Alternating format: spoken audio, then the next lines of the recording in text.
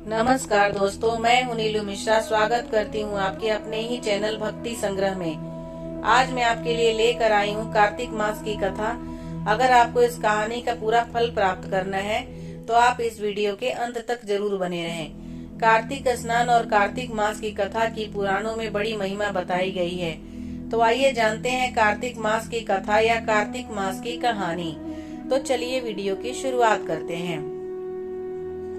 एक पौराणिक कथा के अनुसार एक नगर में एक ब्राह्मण और ब्राह्मणी रहते थे। वे रोजाना 7 कोस दूर गंगा यमुना स्नान करने जाते थे। इतनी दूर आने जाने पर ब्राह्मणी थक जाती थी। तब ब्राह्मणी कहती थी कि हमारे एक बेटा होता तो कितना अच्छा होता। बेटे की बहू आती तो हमें घर वापस आने पर खाना बना हुआ मिलता। ब्राह्मणी की बात सुनकर ब्राह्मण ने कहा कि तूने बात तो सही कही है, चल मैं तेरे लिए बहू ला ही देता हूँ। ब्राह्मण ने कहा कि एक पोटली में आटा डालकर कुछ मोहरे डाल दो।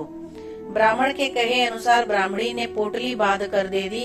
पोटली लेकर ब्राह्मण चले गए। ब्राह्मण अभी कुछ ही दूर गए थे कि उसने उन्हें यमुना के किनारे बहुत ही सुंदर लड़कियां दिखाई थी। वे रेत में अपना घर बनाकर खेल रही थी।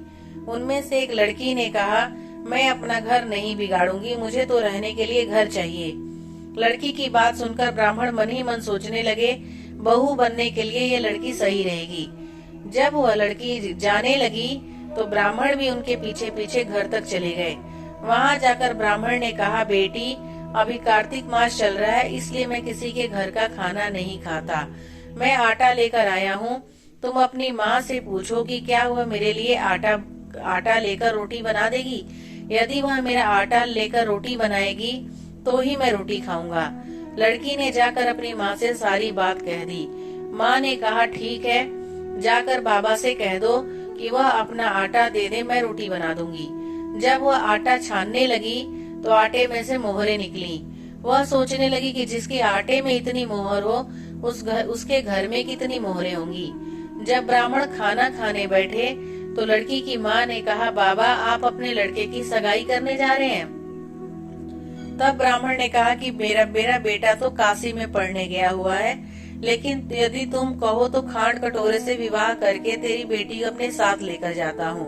लड़की की माँ ने कहा, ठीक है बाबा, और खांड कटोरे से शादी करके ब्राह्मण के साथ भेज दिया। ब्राह्मण ने घर आकर कहा, रामू की माँ दरवाजा खोलकर देखो, मैं आपके लिए बहू लेकर आया हूँ। ब्राह्मणी बोली, दुनिया ताने मारती थी, अब आप भी मारने लगे। हमारे तो 7 जन्म तक कोई बेटा बेटी नहीं है, तो बहू कहाँ से आएगी। ब्राह्मण ने कहा, तू दरवाजा तो खोल। जब ब्राह्मणी ने दरवाजा खोला तो सामने बहू को खड़ी देखा। उसने बहू का स्वागत किया और आदर सत्कार से अंदर ले गई। अब ब्राह्मण और ब्राह्मणी स्नान करने जाते। बहू घर का सारा काम करती और खाना बनाकर भी रखती। काफी समय बीत गया। ब्राह्मणी ने अपनी बहू से कहा, बहू कभी भी चूल्हे की आग मत बुझने देना और मटके का पानी खत्म नहीं होने देना। एक दिन चूल्हे की आग बुझ गई। तब बहू भागी भागी अपनी पड़ोसन के पास गई और कहा कि मेरे चूल्हे की आग बुझ गई है, मुझे थोड़ी आग चाहिए। मेरे सास ससुर सुबह 4 बजे से गंगा स्नान करने गए हैं, वह थके हारे आएंगे, इसलिए मुझे खाना बनाना है। तब पड़ोसन ने कहा, तू बावली है, तुझे दोनों लोग मिलकर पागल बना रहे हैं, इनके कोई बेटा नहीं है। बहू ने कहा, नहीं ऐसा मत बोलो, इनका बेटा तो काशी बनारस में पढ़ने गया हुआ है। तब पड़ोसन ने कहा कि यह तुझे झूठ बोलकर लाए हैं, इनका कोई बेटा नहीं है। अब बहू पड़ोसन की बातों में आ गई और कहने लगी, अब आप ही बताओ मैं क्या करूं। पड़ोसन ने कहा, करना क्या है, जब तुम्हारे सास ससुर आए तो जली फूकी रोटियां बनाकर दे देना, बिना नमक के दाल बनाकर दे देना, और खीर वाली कड़छी दाल में और दाल वाली कड़छी खीर में डाल देना। वह पड़ोसन की सारी सीख लेकर घर आ गई। जब उसके सास ससुर घर आए तो उसने न तो उनका आदर सत्कार किया और न ही उनके कपड़े धोए। जब उसने सास ससुर को खाना दिया तो सास बोली, बहू आज ये रोटियां जली फूकी क्यों है और दाल भी अलूनी है।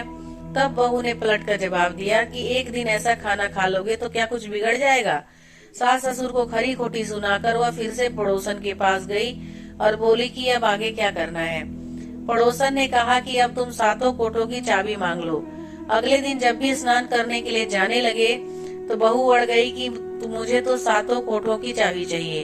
तब ससुर ने कहा कि इसे चाबी दे दो, आज नहीं तो कल इसे ही देनी है।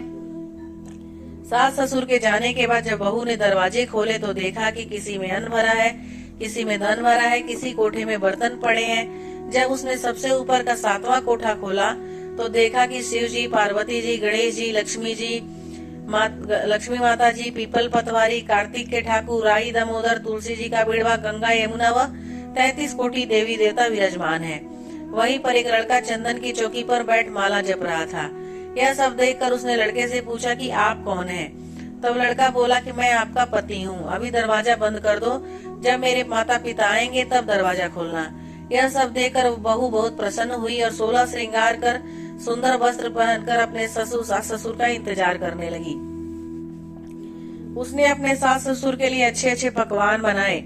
जब उसके सास ससुर घर पर आए तो उसने उनका आदर सत्कार किया और प्रेम पूर्वक खाना भी खिलाया।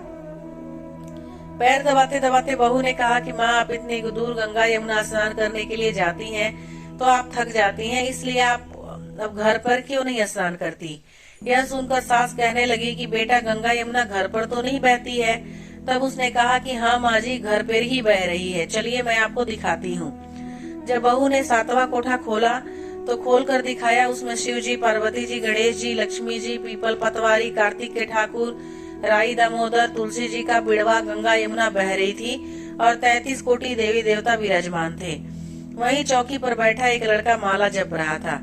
माँ ने कहा कि बेटा, आप कौन है? लड़का बोला, माँ मैं आपका बेटा हूँ। तब ब्राह्मणी ने पूछा कि आप कहाँ से आए हो? लड़के ने जवाब दिया कि मुझे कार्तिक देवता ने भेजा है। बुढ़िया ने कहा कि बेटा, यह दुनिया कैसे मानेगी कि आप मेरा बेटा हो?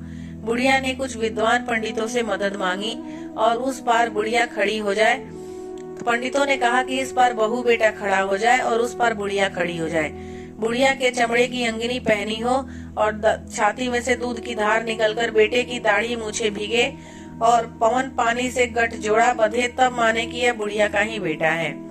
उसने ऐसा ही किया। चमड़े की अंगिया फट गई और छाती में से दूध की धार निकलकर बेटे की दाढ़ी मूछ भी भीग गई।